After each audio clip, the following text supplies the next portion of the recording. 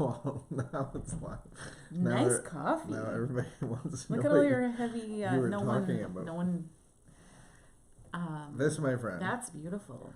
Oh. Can you see the layers? Oh my goodness. It is layered. I ombre. messed up. I messed up the layer. I messed up the layer a bit, but this is a latte macchiato. Okay. And so as the macchiato, I believe, means marked. And so the latte is marked with the espresso. And so you put in your steamed and frothed milk in first, and then you pour in the espresso on the top. And it should have like some pretty defined layers. That's a lot of milk for me. Good morning, Morgane. Hi. Did you want to reflect on your news feed real quick? Yeah, sure. I was just remembering, because I was on Facebook, I saw on my timeline that 6 years ago was the shooting on Parliament Hill. Man. And isn't it interesting how memories can come back and like actually give you physical sensation in your body of like. Is that what happened? You got like a physical sensation? I just remembered like that fearful, unknowing, like they searched our office thoroughly. They searched under your car. They searched under my car. I had to leave my car on Parliament Hill overnight. We were locked down for 14 hours in our building. And it was because there was... And you're on the ground floor we're on the main floor of our building. The West Wing? What do you call it? West a different Wing? building. No, a different building. I was in a building called Justice Building, which is a couple buildings away from the main building. But yeah, it was just a very... traumatic for everybody. Yeah, it was. It was a bit traumatic. Especially the unknown of you being there and not really knowing what's happening or who's up there. Or my boss was always late for things, and so they had a meeting in the center block, and my boss, I didn't. He was in the. So yeah, but I didn't know. Like, was he already in there? Was he late? So would he have been running in the building? You know, like, and then cell phone service was down, and just all those things. Just on a personal level, there was all those things that came back that I remembered that day. But then, I felt very safe. I felt like they put guards at all our doors, and I felt very safe. I felt like the training of our security staff, and in general, Canada's a safe place. And I don't feel overall fearful of things like that happening. Mm-hmm. I think that in this world, there's people who are unwell, and maybe there's people that will do things like that, but I think that those people are the anomaly. Yeah, few and far between. Yeah, and so when it happens, you deal with it, but we can't live in fear. No, and they increase safety measures, and I remember going to meet you, like picking you up for work for 15 years or whatever, and it's like anybody could just walk in there and hang out and have a picnic, do whatever they want in the middle of the Parliament Hill. Yeah. So I think some of that is good that they've straightened some of that out. And then I love your tour. Your tour is the Vicky Reality Tour. I know that's not happening anymore. No, but you would show us the bullet wounds in the building, and the door, and I thought they left some of them. Yeah, they left some of them. Reminders. Well, anyway, good old Facebook. I took anybody on a tour, they always want to see that people after that incident, everybody because you gave private tours. Took on a tour wanted to talk about the shooting, and Anyway, and I mean, not a lot of stuff like that has happened in Canada. 6 years. 6 years ago. Yeah. So I thought it was an interesting. I remember watching the footage. I remember watching the news footage of the shooter running up from the Corporal Nathan Cirillo, he died. That is tragic. And really he died in the line of duty. And it's so tragic to me that he died at a memorial setting, that I think is very tragic, but I think it also is, it's important to remember that we have so many people who gave their lives for our freedom in our country, who really did. I mean, people sacrificed their life so that we could live this comfortable life that we live. Obviously an imperfect life, but it's not a perfect country, and politics isn't perfect, and nothing's perfect, but we have a lot to be grateful for. Hard won freedoms in this country. And so Yeah. So I just remember seeing like him running up and people scattering, and then there was security guards who actually like, went towards him. And I think like, that's a different kind of person. The person that moved towards, that is a different kind of person. You just don't do that naturally. And I think that that courage,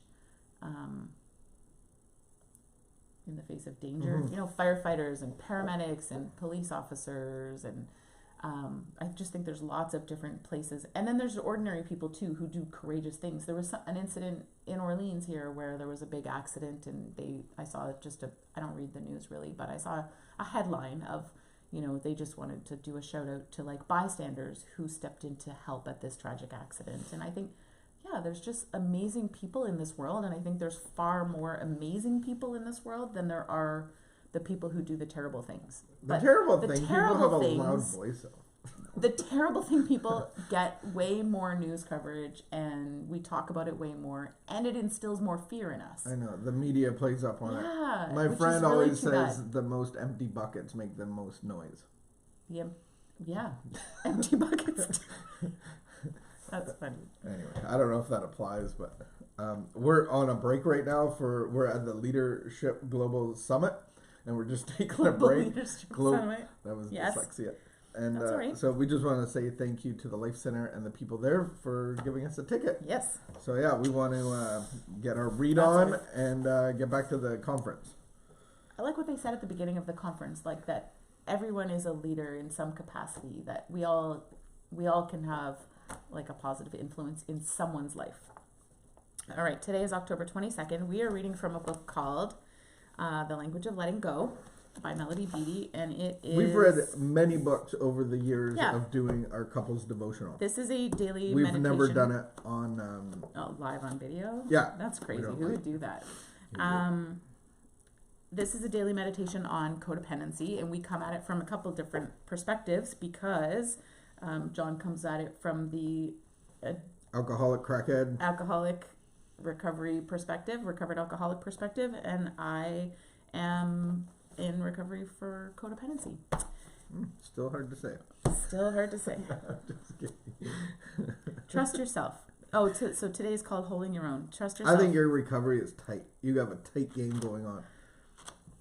I think I'm proud of you for what you're doing. Defects You're doing really good. Definitely helped me along my road to recovery. Yeah, I should. Thank you for that. No problem. Trust yourself. That's your saying, not mine, by the way. He says it.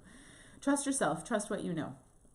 Sometimes it is hard to stand on our own truth and trust what we know, especially when others would try to convince us otherwise. In these cases, others may be dealing with issues of guilt and shame. They may have their own agenda. They may be immersed in denial. They would like us to believe that we do not know what we know. They would like us not to trust ourselves. They would prefer to engage us in their nonsense. We don't have to forfeit our truth or our power to others. That is codependency. Believing lies is dangerous. When we stop trusting our truth, when we repress our instincts, when we tell ourselves there must be something wrong with us for feeling what we feel or believing what we believe, we deal a deadly blow to ourself and our health. When we discount that important part of ourselves that knows what is truth, we cut ourselves off from our center. We feel crazy. We go into shame, fear, and confusion. We can't get our bearings when we allow someone to pull the rug from under us. This does not mean that we are never wrong, but we are not always wrong. Be open, stand in our truth, trust what you know, and refuse to buy into denial, nonsense, bullying, or coercion that would like to take you off course. Ask to be shown the truth clearly, not by the person trying to manipulate or convince you, but by yourself, your higher power, and the universe. Today, I will trust my truth, my instincts, and my ability to ground myself in reality. I will not allow myself to be swayed by bullying, manipulating, games, dishonesty, or people with peculiar agendas. Peculiar agenda. I think of people with consuming agendas. So, yeah.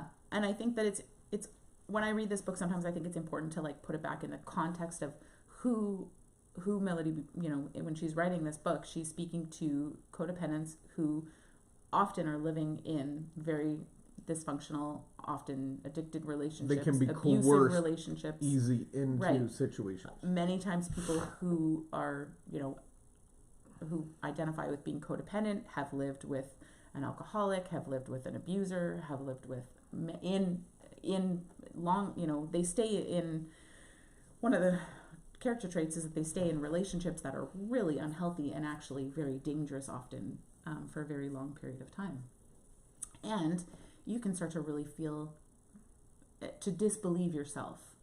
And second guessing and not being sure, and kind of having that background of people pleasing and want to do the good thing, the right thing, but then making choices that and I think it's really people on the outside would never make. And I think this is really, really important, because when I know that something is wrong, when I think that there's something wrong, oftentimes our culture and society will just tell us like, oh, just be nice and be kind and, don't rock the boat.